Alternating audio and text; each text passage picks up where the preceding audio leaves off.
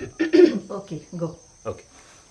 So, when parents apply to our school, they often say they would like their child to be a good human being by the end of the journey, at the end of the road, and that's a very fascinating topic because in our educational context, yeah, it's loaded with the term good student, good human being. So let's unpack that and look at different facets of the notion of goodness. Mm. Hmm. Yeah, but just before we begin, I'm wondering, in this very contemporary age, goodness seems like a very old-fashioned topic, right? Like, it seems a bit like old-fashioned to talk about goodness. We can discuss more specific things like kindness or generosity or empathy or something. Goodness seems like an abstract layer we are adding onto real life. Hmm. And also, I mean, in discussion with people, we often hear the idea that, good and bad are just relative human concepts, right? Nothing in nature that is good or bad. Hmm. Somehow the specific goodness topic brings out this masala feeling of, oh, it is all relative, and there's nothing really Hmm. concrete about it. Hmm. So it's paradoxical. I feel we ought to discuss it, and I also feel there may be some question around it. But at the same time, I feel it's a felt need from parents and Yeah. educators. Like, I can't imagine a parent saying, it's okay for my child to grow up and be destructive to others or to herself or whatever. So, it is a real felt need, I think, and for Yeah. that reason, we can go into it. Yeah. You said that it's old fashioned and maybe it's even a concept, but I'm wondering if we can stay with that question for a while. Because after all, many cultures, through the ages have been interested in a philosophical investigation, looking at goodness together. Mm. And like Hmm. Keerthi said, when parents write to us, I too wonder what they mean when they say, I want my child to just be a good human being. Mm. Be interesting to stay with that for a while and go into it, right? Yeah.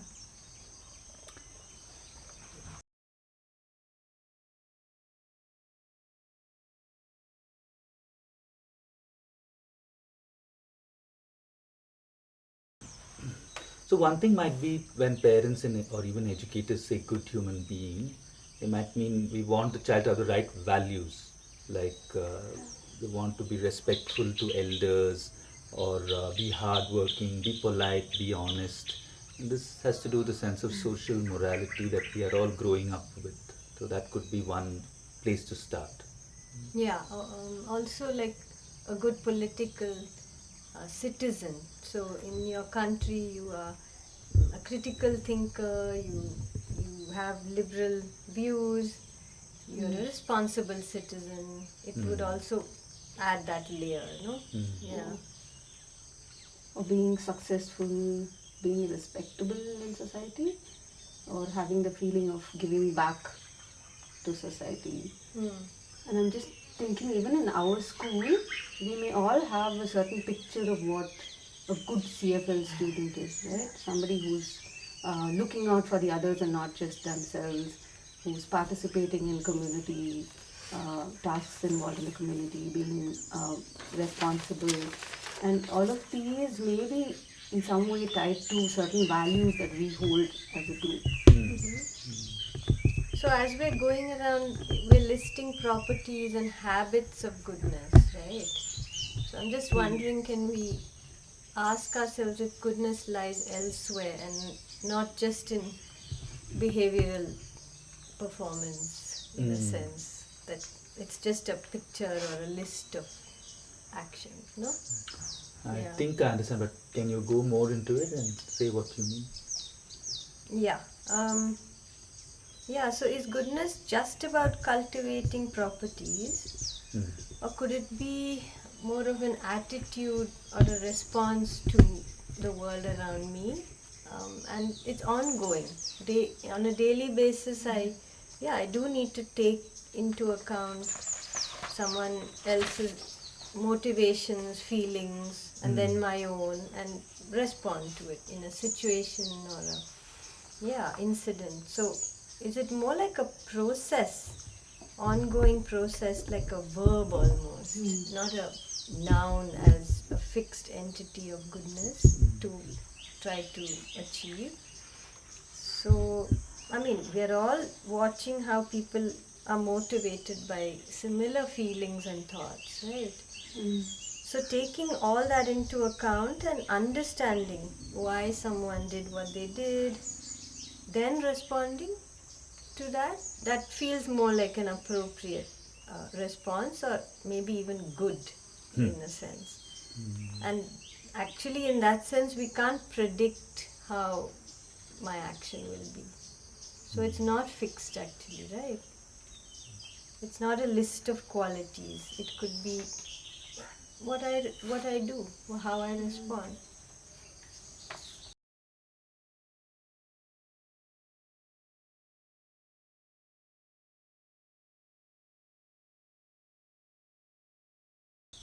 Yeah.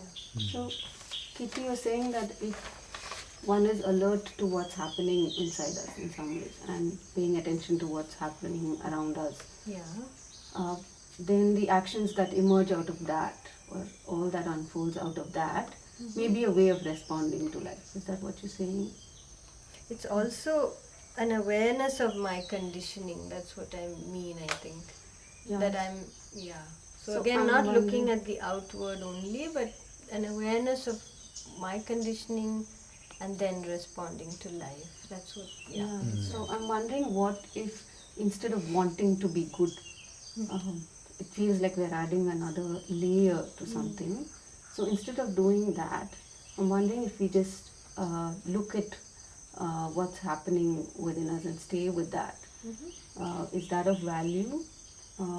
Because it feels like it's possible to look at what's happening in a given moment, and that may in fact reduce the struggle that we seem to have with meeting a certain picture of goodness. It may reduce that. Yeah, so it's not a narrative we tell ourselves. This is, if I do this, this means I'm a good human being, and this is who I am. It's not a voice like that. It's also not something we can enforce in a space like this, or a practice we can expect. Yeah, so maybe it doesn't have an evaluative quality to it at all. That's my sense. So you're talking about an inner awareness. So that could also become part of a list that you talked about earlier. I guess I hear you were saying that it's not a part of that list because it's more dynamic and alive and in touch with what is happening. It's not one more picture or label to stick on to somebody. That's what I think. Yeah. Yeah, I think that's very interesting. Also, there's one very strong implication from what both of you are saying, that there are no good or bad people, and Right. there are just a series of attitudes and emotions and actions that are playing out in life, and maybe there's some awareness of these. Now, this is a bit controversial because immediately even I will feel, wait a minute, wasn't Hitler a really bad person, and wasn't Gandhi a really good person? I mean, that's how the mind formulates the problem. Yeah, so that's a very complex topic. But just to suggest that maybe we are not like solid rocks or mountains clashing into each other through life, but more like clouds or weather systems. We are drifting through life, and attitudes are drifting through us, and maybe there can be an awareness of this, is what I'm hearing both of you say. Right. Yeah, many philosophers have suggested this. Yeah, and as you're saying all that, Venkat, I'm thinking of what we do here in school. So here, all the adults and children come together to talk about various aspects of our life, right? And there may be questions that we bring, and when we come to it, it's with a certain curiosity to find out or to look at our thoughts and actions, to go into a certain question. There is a certain exploration that happens through conversations. So let's say we're talking about goodness in one such conversation. I think it's possible to look at it without creating in the process or at the end of it a picture that we have about uh, goodness, right? It's possible to go into it without having a picture. if I feel like if we don't do that, and if we go into that space that we have for conversations with an attitude of identifying all the features that can match my idea of goodness, Mm. then at the end of it, it's likely that I'll end up with a good versus bad list, right? And that doesn't seem to contribute to any kind of learning, Understanding. yeah, understanding or learning. How will we learn about it if it's already categorized? And if we look at the way we live our daily lives, if we pay attention to that, then it seems like it's not so black and white. If I think of what goodness means, and it's not so clear that this particular thing is good and this particular thing is bad. So given that it's not so black and white, coming up with a list like that or having a fixed framework also doesn't seem to make sense, right? Yeah, it's quite complex actually. So, just for our listeners to share how in school we structure these conversations that Rupa was mentioning. Every week, each group in school has something called a dialogue class or a dialogue space, and it's with their class teacher and another teacher. Yeah, so that's a space to unpack something that has happened, perhaps someone feeling hurt, um, or group habits like commenting on each other, or incidents like bullying, taking things or stealing. Mm. Yeah. So yeah, within the community, some forces are playing out, and we bring them to the dialogue space. Even students can bring something up, and in that, I guess it's an unfolding of all these factors that you said. It's not to arrive at a conclusion by the end and say, so this either this person or is bad or good, but it's more of what all went in, what are the complexities that went into that situation, and then how shall we move forward.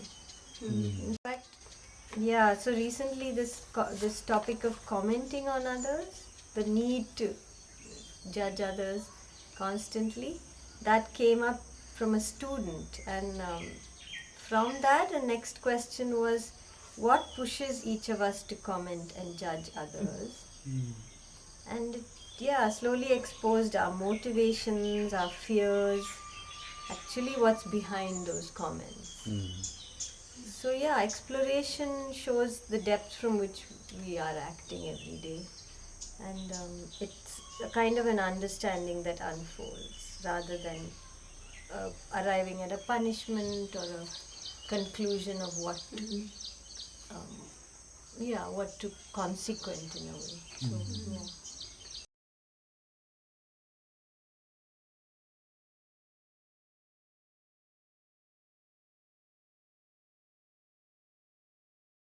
So there are clearly certain factors in the way we are set up that's allowing for an exploration of this kind, right? I can think of certain aspects that we have in our structure, like we don't have competition, we don't have rewards, punishments, we don't put children through contests that judge them and reward them for their skills or their talents. Even our sports program will not make use of competition to simply to motivate children to play. Surely this will have an impact on the way we relate with one another, the way we learn about ourselves. Right? Yeah. Yeah, definitely. There is, I mean, it's not that people here are not competitive. Students and adults are competitive. There seems to be that force, but we are not structurally reinforcing it because when we do that, I think the sense of competition kind of narrows our energies in a very, very focused way, and then we lose that capacity to relax, to step back, to look at who we are at that moment, right, and what our place is in a wider process. We lose that capacity. So I think what you said is very important. Sorry, just to jump and then we'll come back. I think, when I'm listening to us talking, we are talking a lot about open ended exploration and all. Just a caution that culturally, intellectually, now in society, I think it's quite fashionable to say, oh, everything depends on your point of view. and there's nothing real. It's all just you want to make up your point of view about goodness in this way or that way, then you should do that, and we should all respect that. I actually don't think that's what we are suggesting. There is something real to explore about the ways in which human beings function, all of us, right? There's something tangible and there's something common in all of us. So it's not just a matter of making up your own opinion in this exploration. Sorry, just to come back to that competition point, yeah, it's very important to structurally remove competition, yeah. So, just to describe what we do have, on the contrary, is a small community of only 70 students and 20 adults, and it's residential. So, yeah, it's quite an intense web of working together and getting things done, tasks done. But in the middle of that, trying to understand how to be sensitive to everyone's needs in a sense and relate to each other. So that is almost like a ground for nurturing goodness or this kind of response to what's happening. And yeah, I mean, it's interesting because in the community, everyone knows everyone else in some way, and yeah, we have to come together in groups to maybe take care of the kitchen or waste, manage our waste on campus, for instance. Many tasks, and it makes sense to cooperate, get it done. Um, yeah, so it's a bubble. It's in a sense a space from which we feel certain ways of being can come. And I don't know if I'd call it goodness, but that's it. Yeah.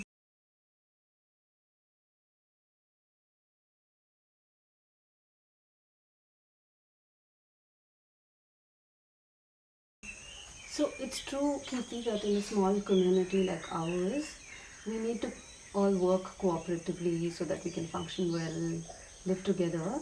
But I'm wondering, as we go about our daily tasks, there may be many times, many instances when you can see there's a tussle between fulfilling my own individual need and that of the community. You can see how it reveals itself, and given that we are a small community, actually it's because we live together and ours is a small community, it even shows up. And I feel like there's a lot of learning that can happen just by looking at that, because in a community, if I can see that if one is looking out only for oneself, then the effect of that is felt by the entire community, right? It's quite visible, it's possible Obvious, it to becomes look obvious. at Okay, it. right. I'm wondering if when one is self-centered, your mind space is fully taken up by oneself, right? There's no space for anything else to come into view. It's very narrow, like you said.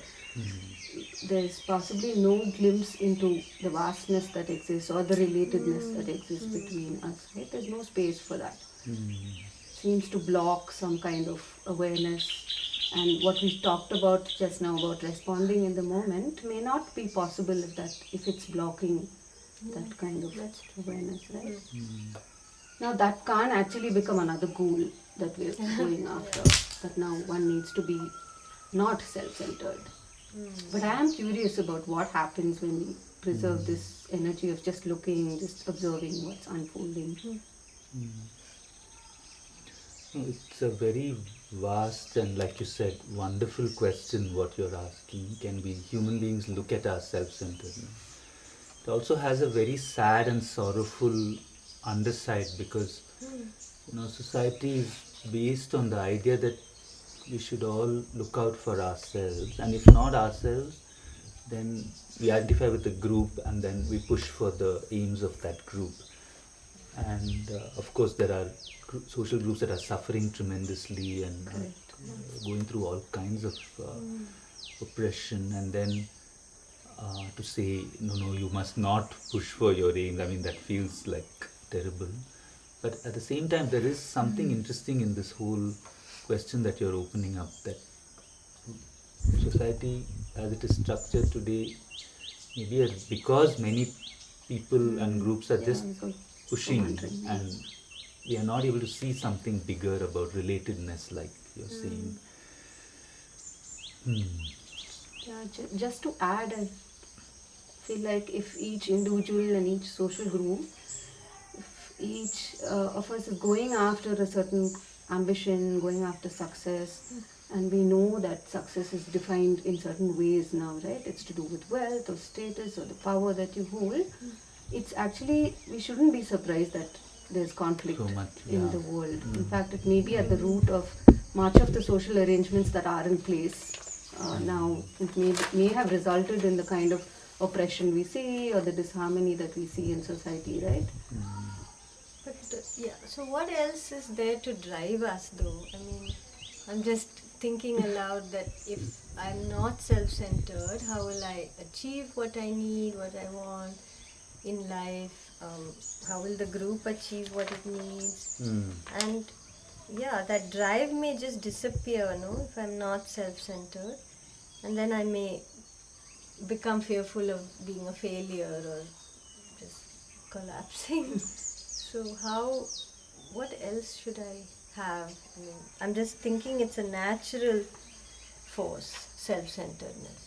But that Yeah. could be an assumption, right? That one will fail, one will collapse without this drive itself may be an assumption. We actually don't know what will emerge if this self-centered energy actually dissolves or it weakens in some way. We don't know what will emerge from that. Even a suggestion to question this drive may leave all of us feeling like very scared of what will become of us without this Yeah. drive. So these are all very subtle points. See, I'm just wondering who says don't be self-centered. It's normally this thing is coming from a very traditional, like religious type context, or some very other conservative context which says, no, don't be self-centered. It's very bad to be self-centered. We should all be good human beings by not being self-centered. Yeah. Right? But actually, I think now this question of and the problem of self-centeredness is actually coming up in many contexts, like scientific contexts, like what drives human beings to behave the way we do, or philosophical contexts, or social contexts, political contexts sometimes. Like it is, I think it's a question that's gathering momentum in my reading, and many philosophers are talking about this. And Krishnamurti has gone into this question a lot. So at this point, we thought we would project a slide, and I don't know if our viewers or listeners are familiar with Krishnamurti, so it's quite a dense passage. We'll just read it once slowly and project it as a slide also, so you can follow.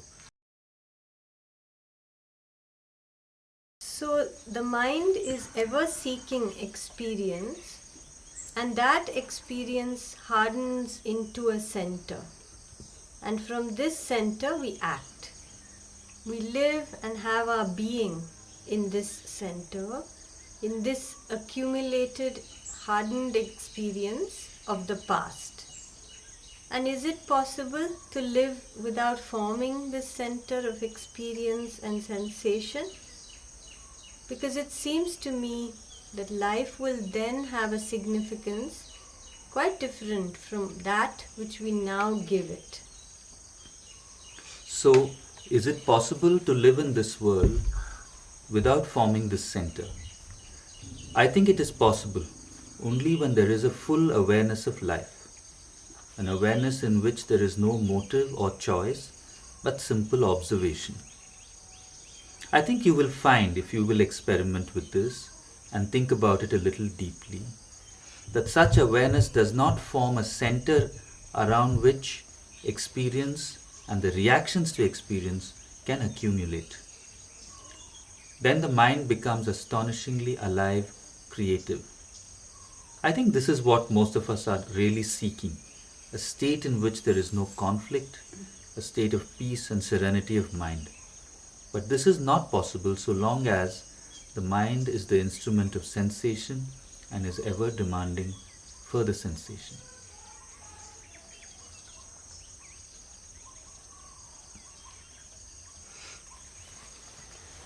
So we're saying that in our school, we don't have competition there isn't a system of rewards and punishments.